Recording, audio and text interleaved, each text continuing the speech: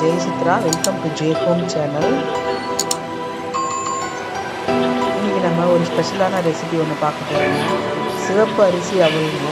இந்த சிவப்பு அரிசியில் வந்து நிறைய அயன் சத்து இருக்குது. டயபெட்டிக் பேஷண்ட்ஸ்லாம் அதிகமாக இதை எடுத்துக்கலாம். ஏன்னா ரத்தத்தில் சர்க்கரை அளவை கண்ட்ரோல் பண்ணும், கொலஸ்ட்ராலை குறைக்கும். இதை நம்ம அவ்வளோ பிரேக்ஃபாஸ்ட்டுக்கு டின்னருக்குலாம் சாப்பிட்லாம். எப்படி செய்யணும் இந்த வீடியோவில் பார்க்கலாம் வாங்க. நான் வந்து இந்த ஆழத்தில் 1.5 அளவுக்கு எடுத்து ஒரு பாத்திரத்தில் போட்டுக்கிட்டேன். இதை வந்து நல்லா தண்ணி விட்டு ஒரு தடவை நல்லா கழுவி அலசி எடுத்துக்கிட்டு மறுபடியும் ஒரு 5 நிமிஷம் அளவுக்கு ஊற வச்சா போதும்.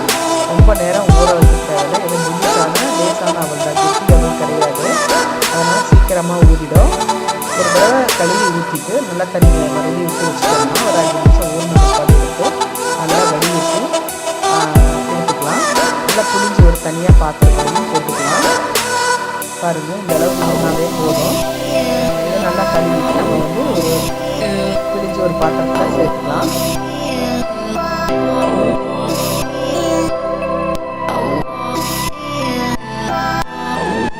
இப்போ இது கூட தேவையான அளவுக்கு உப்பும் மஞ்சத்தூளும் சேர்த்து லைட்டாக கொஞ்சமாக தண்ணியை தெளித்து விட்டு கலந்து விட்டு ஊற வச்சிடலாம். ஒரு 10 நிமிஷம் 4 மணி நேரம் அளவுக்கு. உங்களுக்கு விருப்பமாக இருந்தால் லெமன் கூட 1/2 மூடி அளவுக்கு சேர்த்துக்கலாம். கரும்பு ரொம்ப ட்ரையாக இருக்கிற மாதிரி இருக்குது. அதனால் ஒரு சிட்டி அளவுக்கு தண்ணி தெளித்து விட்டு இறக்கி விட்டுக்கலாம். ஏன்னா அப்போ தான் உப்பு வந்து நல்லா அவளோட மிக்ஸ் ஆகும். இப்போ மிக்ஸ் பண்ணி இப்படியே மூடி வச்சிடலாம். ஒரு 10-15 நிமிஷம் அப்படியே இருக்கட்டும். இப்போ இது அவள் விருப்பமாக செய்யறதுக்கு என்ன தேவையானு பார்த்துக்கலாம். 2 வெங்காயம், பெரிய வெங்காயத்தை நீல வாக்கெல்லாம் வெட்டி வச்சுருக்கேன். ஒரு சின்ன துண்டு இஞ்சி, 2 பல் பூண்டு நசுக்கி வச்சுருக்கிறேன். ஒரு தக்காளி கட் பண்ணி வச்சுருக்கிறேன்.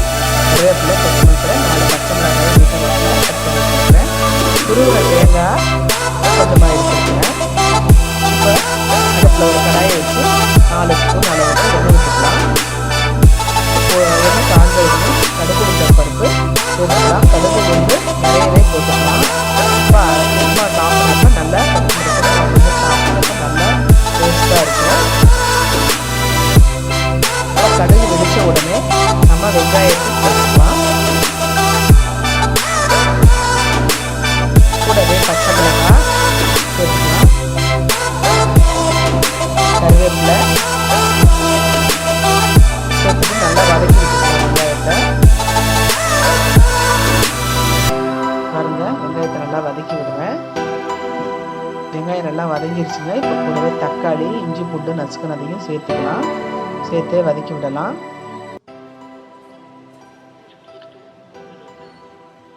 வெங்காயத்தை நல்லா பொன்னிறமாக வறுத்தாச்சுங்க. இப்போ நம்ம உப்பு மஞ்சத்தூள் போட்டு கலந்து எடுத்து வச்சுருக்கிற ஊற வச்சுருக்கிற அவலை எடுத்துக்கலாம். எடுத்து இது கூட சேர்த்துக்கலாம்.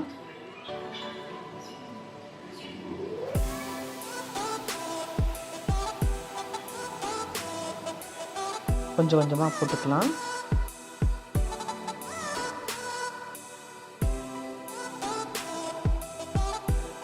இப்போ கொத்தமல்லி தலையை தூவி விட்டுக்கலாம். தேங்காய் துருவினதை சேர்த்துக்கலாம். கொஞ்சமாக உங்களுக்கு எவ்வளோ தேவையோ அவ்வளோவோ சேர்த்துக்கலாம். இப்போ கடைசியாக கரம் மசாலா தூள் 1 ஸ்பூன் அளவுக்கு சேர்த்துக்கலாம். கரம் மசாலா எப்போவும் கடைசியாக சேர்த்தா போதுமானதுங்க. இப்போ கரம் மசாலாவையும் சேர்த்துட்டு அவலை நல்லா சுருக்குன்னு சூடாகிற வரைக்கும் நல்லா வதக்கிக்கலாம்.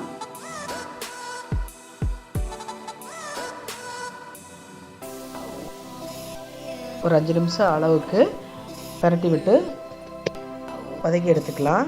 அடி பிடிக்காத வரைக்கும் அந்த மாதிரி பார்த்துட்டு கிளறி விட்டுக்கணுங்க.